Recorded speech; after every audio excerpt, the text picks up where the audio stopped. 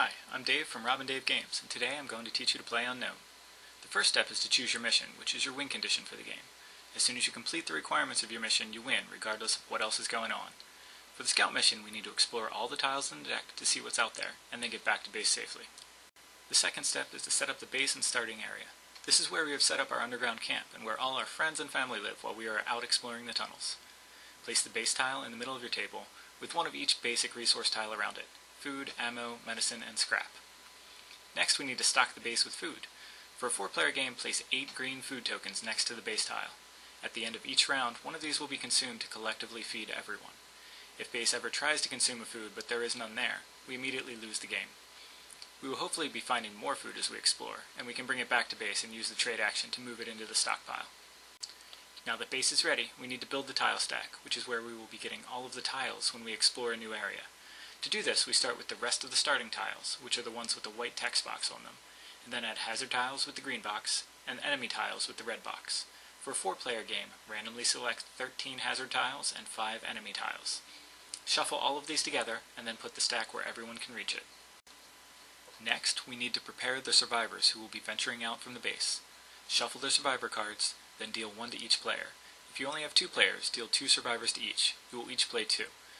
Select a color for each survivor, and place 1 meeple of that color on the survivor card to remind you what color you are. Place the other meeple of that color on the base tile. This shows where that survivor is on the board. Place resource tokens on each survivor card, matching the starting resource tokens pictured at the bottom right of the survivor's card. Resources are used by survivors to perform certain actions and to complete certain objectives. Setup is now complete. Now we will play through a few turns to learn as we go. The trader will go first. He has 3 AP, meaning he can perform 3 actions per turn. His first action will be to move. The move action lets you move 1 tile up, down, left, or right. Diagonals are not counted as adjacent. Next, he will use the explore action to expand the playing area. Reveal the top tile on the tile stack, then decide where to place it. It must be placed adjacent to the exploring player and may not form a 2x2 square. He found a bunker and will place it here, since that is the only valid placement. For his third action, he will gather some resources. The gather action allows you to gather all of one type of resource within range. Since the bunker is a multi-resource tile, it may be gathered as food or ammo, but not both. For a single action, he will gather both foods.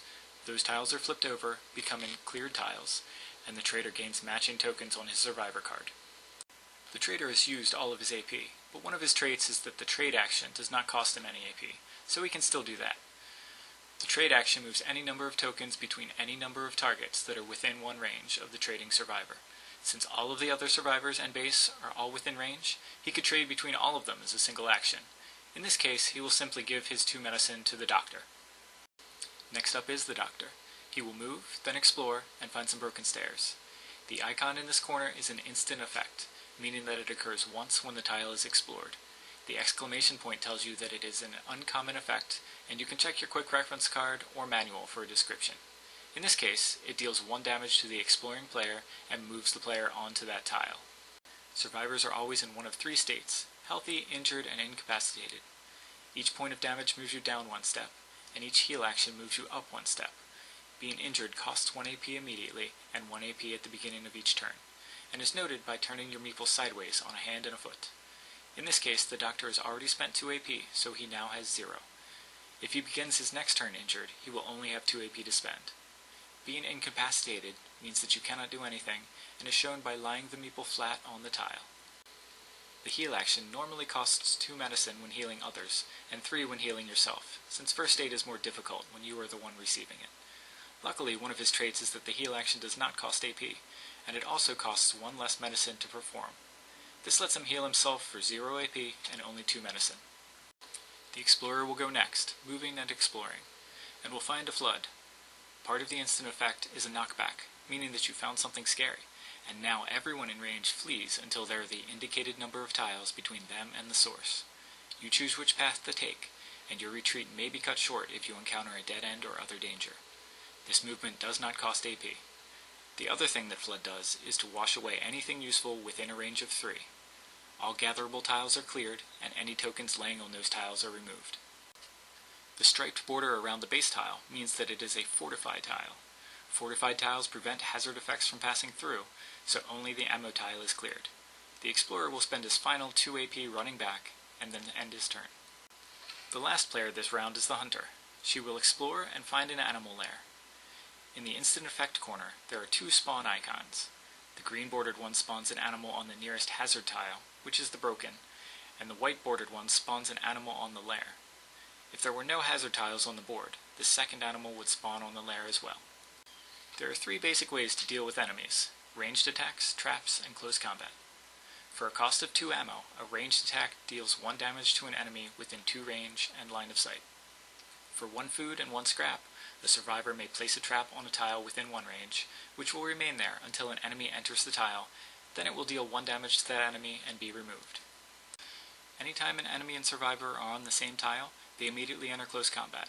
Combat occurs in rounds. Each round, every combatant deals 1 damage to the other team, assigned by the players, until one team is eliminated. In this case, close combat triggers before the knockback, since the enemy spawned on the same tile as the survivor.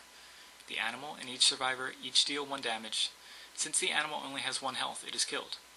One of the hunter's traits is that killed enemies drop food, so a food token is also placed on the tile. The players assign the 1 damage to the hunter, who becomes injured. Now that combat is resolved, the remaining knockback occurs. The injured hunter has 1 remaining action, and she will use it to gather the scrap. Now that all of the survivors have completed their turns, the enemies take their turn. They all move simultaneously at their designated speed towards their preferred target, and if they run into any traps or survivors, those interactions are resolved. Once the enemies have gone, base eats a food, and then a new turn begins. If base ever attempts to consume a food and cannot, the players immediately lose the game.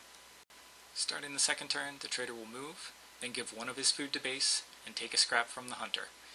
He will use a food and that scrap to make a trap and place it on the base tile, and then move back for his third action. Next up, the doctor will heal the hunter. Then he will move twice and explore a rockfall.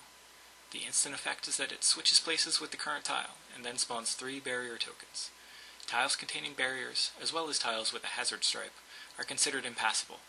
They block line of sight and may not be entered, though enemies may spawn on them, and they may be exited normally. Whenever a survivor or enemy attempts to move onto a tile containing a barrier, 1 token is removed. The explorer will spend his turn attempting to move onto the rockfall tile. The first 3 moves will each remove a token, and the 4th will move him onto the tile. Since the hunter was healed before her turn began, she starts with her full 3 AP. She will move and explore a spawn pit. In addition to the instant effects, the spawn pit has a repeating spawn continuing effect. At the end of any turn when there is not an enemy on the spawn pit, a new one spawns. Usually this means that a new one comes every other turn. The other new icon is a clear cost, which is how you make this stop. Any tile with a clear cost may be flipped by spending 1 AP and paying the clear cost. In this case, 2 scrap. When a tile is cleared, any continuing effects that it had go away, and any gatherable resources on the tile are awarded to the clearing survivor. Remember that you cannot interact with a tile containing an enemy, so you need to kill the monster or wait for it to move to clear the spawn pit. The hunter will choose not to use her remaining AP and end her turn there. Next, the enemies move. The animal enters the base tile with a hunter and a trap. Traps are triggered first, so it is removed, the animal takes 1 damage, and is killed before close combat starts. If there was not a survivor or a trap there, the civilians in the base would mount an inefficient defense. The enemy would eat 3 food and then take 1 damage, and this would repeat until the enemy was killed or there was not enough food, in which case the players would immediately lose. Next, base eats a food and a new turn begins. The trader will explore and find a market. The market allows you to exchange resources during a trade, up to 3 cubes for any other 3 cubes. Since this is in the gatherable resource corner of the tile, it is a one-time effect, and the tile clears when you use it. The base tile has a similar icon, but the numbers are different, converting any 2 cubes into 1 different cube, and it is in the continuing effect corner of the tile, meaning this may be used as many times as you want. This would be a great way to get the scrap needed to close the spawn pit, but the trader does not have any resources to exchange. He does have a trait that allows him to exchange at base at a 1-to-1 rate, so he will use that instead. He will move towards the base, and then as a trade action, take 2 food from base and convert them to scrap using his trait, and the base's resource exchange ability. As part of that same trade action, he will give the scrap to the hunter. For his third action, he will move back. The doctor will explore, gather, and move for his turn. The explorer will move 4 times. The hunter will kill the monster with a ranged attack, move, and then close the spawn pit with a clear tile action, spending 2 scrap. This rewards the hunter with the food and clears the tile, stopping its effect. This covers all the basic gameplay. You can find more details on your quick reference card or the manual. If you have any other questions, feel free to ask us on the Rob and Dave Games Facebook page. Good luck and have fun!